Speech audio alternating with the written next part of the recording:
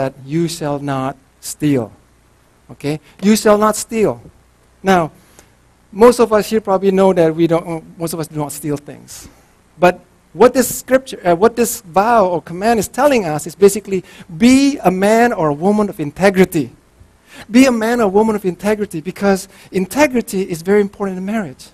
So many times we look at integrity more towards, a job. Okay, we need integrity for this kind of job or that kind of job, especially in my kind of job. But we don't think about it in our marriage.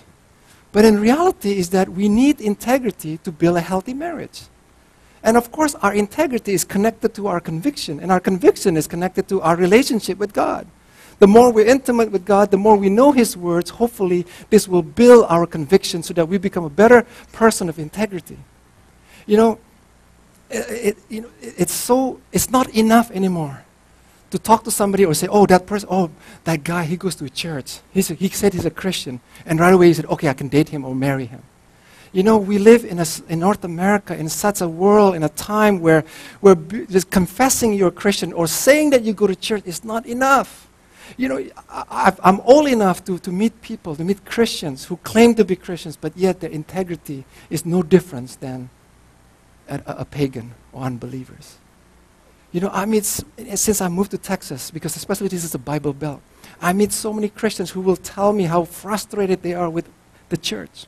Just this week, I met two guys in the gym. We were talking for about a good half an hour, and these are, one is white, one is black, and they are the one they're very bold, and then we were talking. I was trying to share the good news and everything, and they believe in Jesus, but they got really upset, not upset, but they were very emotional. They talked to me really close. They said, you know what?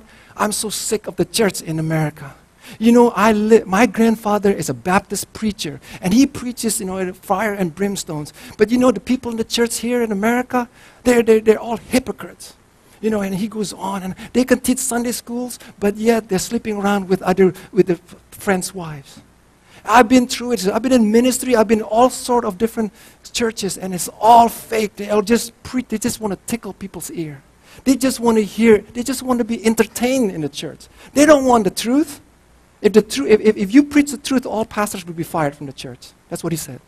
Of course, he maybe is exaggerating, and he was very emotional. He was upset. He was angry. He got divorced 2 years ago. He says, my wife left me, and she's a Pentecostal. See what's going on. She goes to church. She believes in it. So he just went on. And it's so sad for me, as a pastor, as a Christian, it's very hard sometimes to share the gospel, not so much in unbelief, but because the people there are so disappointed. Because they see us in America, here in America, many churches, they feel like we're just fake. This is his word. He says, on Sunday you go to church, you believe in God, but Monday to Saturday, they all just believe in the devil. And these are two guys, they were talking, they were just preaching at me, and these big guys, okay?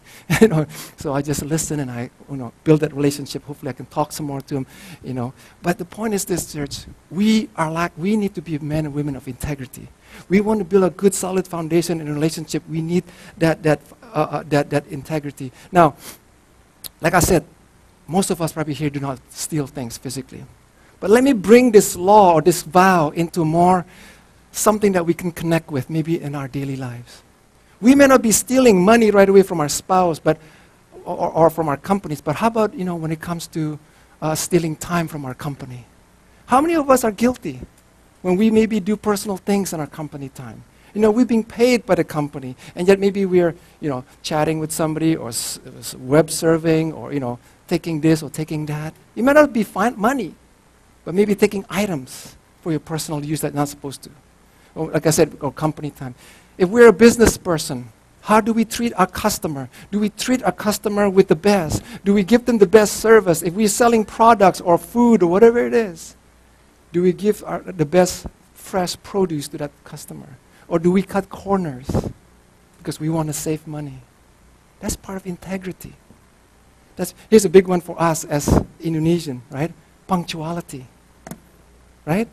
That's part of integrity, isn't it? I mean, all of us are guilty of it because, but again, we have to work on that. We have to strive. I Googled Jam Karet, and I didn't know if you know this, but it's actually the name of a group, singing group, okay? Jam Karet group Okay?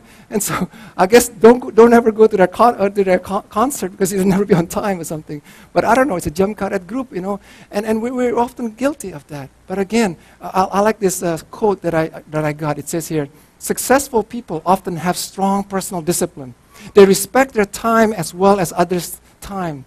They are truthful of their intentions and methodical in their actions. And again, that's why I want to encourage this church. When it's 6:30, hey, when it's 6:25 or 6:20, clean up. Just be prepared. Clean up the food there, and then slowly get yourself ready so that at 6:30, this is an agreed time that we come together to worship the Lord, that we can start worshiping together. Honoring God together. That's part of integrity. Here's another one that I want to show you about integrity that we often don't like to talk about, and that is tithe and offering. Right? I mean, again, how many of you here take money from the offering when the offering plate comes? Anybody wants to raise their hand? You better repent, okay, to Nani. No, it doesn't matter. But if nobody ever take money from the offering plate, I don't think any of us have done it before. But again, the Bible tells us in Malachi 3, it says, will a man rob God? Yet you rob me. But you ask, how do we rob you? In tithes and offering. You are under a curse, the whole nation of you, because you are robbing me. Again, I know some people think this is a controversial subject or this is just an Old Testament principle. And again, just ask our own heart. It's about the motive. It's not about the money. It's about the heart. And again, even Pastor Keith upstairs, when we just had a meeting just not too long ago, and he says that, again, I hear this over and over, that statistics shows that only 20% of churchgoers Christians tithe. Only 20%. And he says upstairs, even when he points to that church across the street, he goes, this church is 20-30% at the most that tithe. And that statistic I always hear, that in an average church, only 20%. That means 8 out of 10 people in a church are thieves. 8 out of 10 people sitting on the pews are thieves in God's standard. And I'm not ashamed to preach this because it's not about the money. It's not because we need the money, because God doesn't need the money, but it's about the heart. It's about worship. When we worship God in singing, we don't sing because God is going to send angels, singing to us, right? We sing because we just want to worship Him. So we give as also we want to worship Him. Not because we want Him to give us back money, even though that's His principle, but that's not our main reason why we give to Him, so that we can get back. And that's why I said in this church we will preach that. And we made it a point that this year that all the church leaders, any staff, anyone who's under the payroll of this church, we will tithe because we believe in this principle. Because it's an act of worship. We don't want to be a thief in this church. So again, like I said, be careful. Integrity is important. I want to show you a video clip. It's very interesting because integrity is everywhere. It's not just in the church setting, but even more important in our daily lives. I'm going to show you about, I was showing this a lot last year when I was teaching in Indonesia, but I wasn't sure if I taught it here, but I don't think I ever showed this video. It's a short video clip, but it's about a ping pong tournament. And it's a Japan Open, 2007 Japan Open. So it's a big tournament. It was a semi-final between two guys, and you'll see the guy, one in the red. And this is the 11-all, this is almost game point. And as the guy served, the ball hit his jersey, but no one saw it. No one knew about it. Even the judge, the umpire, didn't even know it. And the person just keep on saying let, that the judge is let. So it means a replay, a reserve.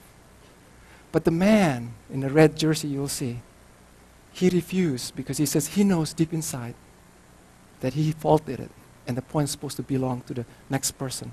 His opponent. And then he went to the scoreboard and actually changed it. You'll take a look at this. It's very, very powerful, a testimony. You can read it in the beginning part about the context. Here's the story. Oh, you probably can't read it very well. But it's a Japan Open, it says here, 2007. In Game 5 of the semifinal match between these two people, he faulted his serve, then the ball made contact with his jersey. The umpires didn't notice, calling a let.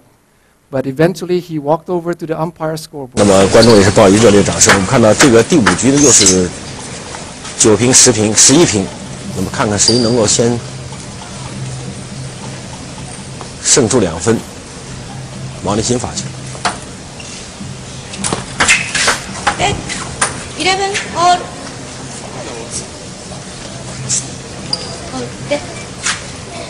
that